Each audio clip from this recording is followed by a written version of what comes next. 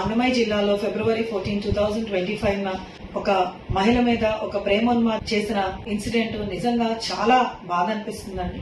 ఎందువల్లంటే ఈరోజు ప్రపంచం ఇంకా ముందుకు వెళ్తుంటే ఆంధ్ర రాష్ట్రంలో ఒక మహిళల యొక్క జీవితం ఎంత వెనక్కి వెళ్ళిపోతుందన్నది మనకి అందరికీ కూడా క్లియర్ కట్ గా కనిపించింది ఈ ఇన్సిడెంట్ ద్వారా. సో మనందరం కూడా ఖచ్చితంగా ఈ రోజు ఆంధ్ర రాష్ట్రంలో మహిళలందరూ కూడా ఒక రకమైన అవేర్నెస్ ఖచ్చితంగా మన అందరిలో కూడా రావాలని నాకు అనిపిస్తుంది. ఎందువల్లంటే గతంలో రాష్ట్ర ముఖ్యమంత్రిగా ఉన్న వైఎస్ జగన్మోహన్ రెడ్డి గారి టైంలో ఎక్కడో హైదరాబాద్ లో ఒక ఇన్సిడెంట్ అవుతే వెంటనే ఆ రోజున ముఖ్యమంత్రిగా మరి జగన్మోహన్ రెడ్డి గారు వెంటనే దిశ యాప్, దిశ చట్టాలు తీసుకుని రావడం ఇచ్చిన విషయం మనందరికీ తెలిసిందే.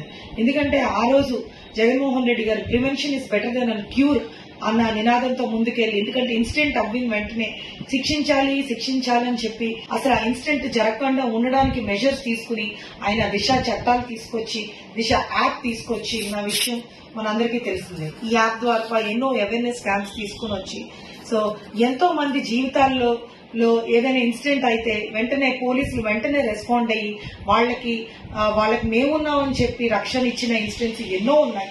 మరి ఈ రోజు దానికి భిన్నంగా ఈ రోజు కూటమి ప్రభుత్వం వచ్చిన వెంటనే ఎక్కడ చూసినా అత్యాచారాలు, అరాచకాలు, మహిళలపై దాడులు ఎన్ని జరిగినా కూడా ఎక్కడో చోట ఏదో ఇన్సిడెంట్, చిన్న పిల్లల దగ్గర నుంచి కూడా పెద్దవాళ్ళైన మహిళల్ని ఎక్కడా కూడా ఇడిచిపెట్టకుండా దాడులు జరుగుతున్నాయి అంటే ఖచ్చితంగా ఒక రకమైన గతంలో ప్రభుత్వం ఉన్నప్పుడు ఉన్న భయం, ఎందుకంటే ఏదైనా ఇన్సిడెంట్ జరిగితే ఖచ్చితంగా మన కఠిన శిక్ష జరుగుతుందని ఆ రోజున్న భయం ఈ రోజు కూటమి ప్రభుత్వం వచ్చాక ఖచ్చితంగా మనం ఏదో ఎవరో ఒక నాయకులు పట్టుకోవచ్చు, మనం బయటకు వచ్చేయచ్చు అన్న ఒక ఈజీ మైండెడ్నెస్ తో ఈ రోజు ఈ యొక్క ఇన్సిడెంట్ చేసే వాళ్ళకి ఒక రకమైన గొప్ప ధైర్యం అయితే ఈ రోజు కూటమి ప్రభుత్వం తీసుకొచ్చేస్తుందన్న విషయం మనకు క్లియర్ కట్ గా కనపడుతుంది. ఈ ఇన్సిడెంట్ లో కూడా మనం చూస్తే కనుక ఈ యొక్క యాసిడ్ దాడులు అన్నది నిజంగా ఏనాడో మర్చిపోయాం, కానీ ఈ రోజున రకరకాల టీవీ ఛానల్స్ వాటిల్లో కూడా మనం చూస్తున్నాం. ఈ యొక్క దాడి చేసిన అతను కూడా టీడీపీకి చెందిన కార్యకర్తను కూడా మనందరికీ కూడా తెలిసింది. సో ఈ రకంగా ఖచ్చితంగా ఆ యొక్క టీడీపీ నాయకులు, కూటమి నాయకులు బయటికి తీసుకొచ్చారనే ధైర్యం అతనిలో ఉన్న వాళ్ళ మూలంగానేమో ఆయన ఈ రకంగా మరి దాడి కూడా చేసిన విషయం మనకు క్లియర్ కట్ గా కనపడుతుంది. సో నేను ఒకటే కోరుతున్నాను, ఈ రోజు కూటమి ప్రభుత్వం శిక్షించాలి అని చెప్పి అందరూ వాయిస్లు ఇస్తున్నారు.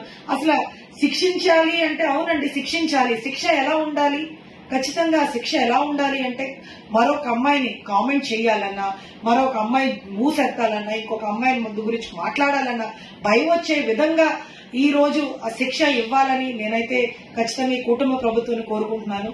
ఎందువల్ల అంటే ఈ యొక్క మీరు తీసుకునే యొక్క డెసిషన్ బట్టే ఖచ్చితంగా ఫ్యూచర్ లో ఈ యొక్క ఆంధ్ర రాష్ట్రంలో మహిళలు సేఫ్ అండ్ సెక్యూర్ గా ఉంటారని, అదేవిధంగా మరి నిన్నటి రోజున మరి అటు సీఎం గారు అవనివ్వండి, డిప్యూటీ సీఎం గారు అవనివ్వండి, హోమ్ మినిస్టర్ గారు అవనివ్వండి, మీ అందరికీ కూడా మరి ఖమ్మం దగ్గర జరిగిన ఈవెంట్ విజయవాడలో వెళ్లే టైం ఉంది, కానీ పాపం ఆ అమ్మాయి ఆ యొక్క బాధితురాలు పలకరించే టైం లేకపోవడం నిజంగా చాలా చాలా బాధాకరమైన విషయం. మరి ఆంధ్ర రాష్ట్రంలో ఉన్న ప్రజలందరూ కూడా ఈ రోజున చాలా బాధపడుతున్నారు. ఎందువల్లంటే ఈ రోజు హోమ్ మినిస్టర్ గారు అయ్యుండి, ఒక మహిళా హోంమంత్రి కింద అయ్యుండి ఆ అమ్మాయికి ఒక తల్లిలాగా, ఒక అక్కలాగా, ఒక చెల్లిలాగా దగ్గరుండి ధైర్యం చెప్పడం పోయి ఈవెంట్కి వెళ్ళి ఆవిడ ఎంజాయ్ చేసి వచ్చిన విధానం మనం అందరం కూడా చూసాము.